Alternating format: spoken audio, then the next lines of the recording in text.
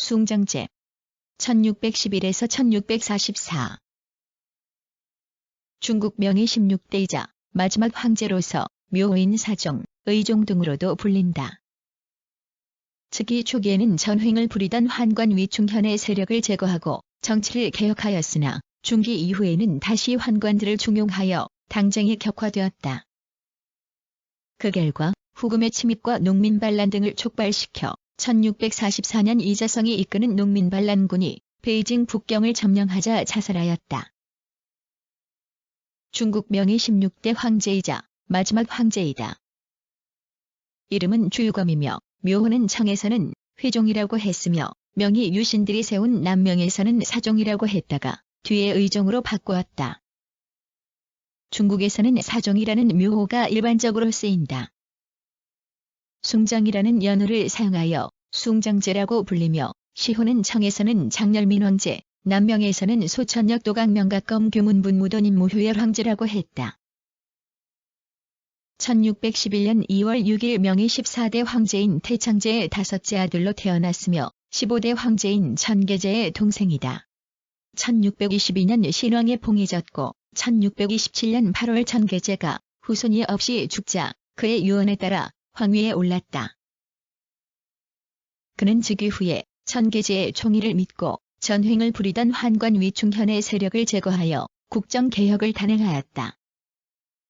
숭정제는 위충현을 평양 봉양으로 유배하고 엄당의 여간을 조사하도록 명하였다. 천계 연간의 황제의 버금가는 권세를 행사하던 위충현은 자살하였고 그의 일당 260여 명이 처형되거나 유배되었다. 그리고 농정의 밝은 서광계를 예부상서로 등용하고 위충현의 탄압을 받던 독림당 인사들을 사면하여 입각시켰다. 원숭헌을 병부상서이자 우부도사로 기용하여 상방보검을 하사하며 요동수복의 임무를 맡겼다. 또한 예수회 선교사인 아담샬 등을 통하여 서구 문물을 받아들여 역법을 개정하고 서구식 무기의 개발을 추진하였다. 하지만 당시 명은 13대 황제인 만력제 이후 당쟁이 격화되어 심각한 혼란에 빠져 있었다. 후금의 침략으로 전비를 충당하기 위한 농민들의 부담이 날로 커지고 있었으며 1628년 이후 연이어 발생한 심각한 가뭄과 쇠로 농민들의 반란이 빈발하였다.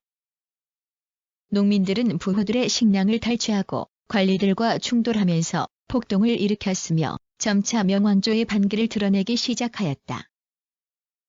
명조정은 재정난을 타개하기 위해 전국의 역참을 폐지하였는데 갑자기 생계를 잃은 역졸들과 식량을 지급받지 못한 군인들이 농민반란에 가담하여 그 규모가 더욱 커졌다.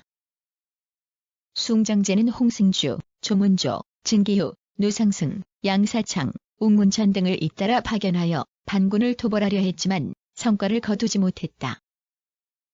특히 산시에서 일어난 이자성의 농민군은 규율이 엄히 지키고 민생을 중시해 세력을 크게 넓혔다.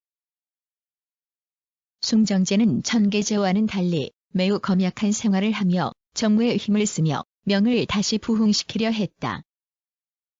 하지만 그는 의심이 많아 신하들을 잘 믿지 않을 뿐 아니라 성격도 너그럽지 못해 수많은 중신들을 죽음으로 내몰았다. 초기에는 독림당 인사들을 등용하였지만 이들을 견제하기 위해 엄당의 인사들을 다시 등용하여 당쟁의 격화를 가져왔다. 또한 즉위 초기에는 위충현을 제거하며 환관들을 정치에서 폐지했지만 중기 이후에는 다시 환관들을 직관으로 기용하는 모습을 나타냈다. 17년의 재위 기간 동안 17명의 상서를 처형하거나 유배시켰고 7명의 총독과 11명의 순무를 처형하여 정치의 불안정을 가져왔다. 특히 1630년에는 원숭환을 모반 혐의로 처형하여 산하이관 산해에서 후금을 막던 병사들의 이반을 가져와 명을 몰락의 길로 빠뜨렸다. 때문에 숭정제의 의심은 명의 멸망을 가져온 중요한 원인으로 거론되기도 한다. 1641년 이자성은 로양 낙양을 점령하고 만력제의 셋째 아들 보광주상순을 죽이고 그 재산을 모두 백성들에게 나누어 주었다. 그리고 토지 개혁과 조세 철폐 등을 내세워 민심을 얻었다. 그리고 후금은 1636년 국호를 청으로 고치고 조선을 침략해 배후를 안정시킨 뒤 1640년 이후 명에 대한 침공을 본격화하였다. 1640년 홍승주가 이끄는 명군은 송산과 금주에서 청군에 크게 패하였다. 상황이 이에 이르자 숭정제는 양사창 등의 주장에 따라 청과 화의를 추진하여 내부의 반란을 우선 해결하려 했지만 강남의 사대부에 기반한 청의파 관료들은 만주족과의 화의에 격렬히 반대하였다.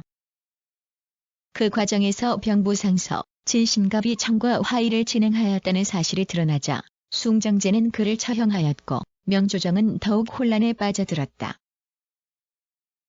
1644년 이자성은 시안사안에서 대순을 건국하고 황제가 되었다. 그리고 곧바로 베이징 북경을 목표로 하여 북벌을 시작하였다.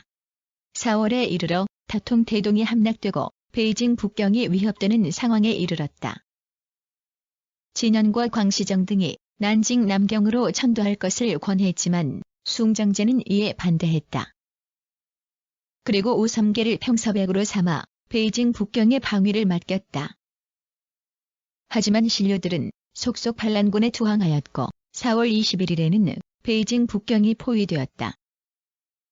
결국 1644년 4월 25일 베이징 북경이 함락되자 숭정제는 처첩과 딸을 죽이고 자신도 징산 경산에서 자살하였다.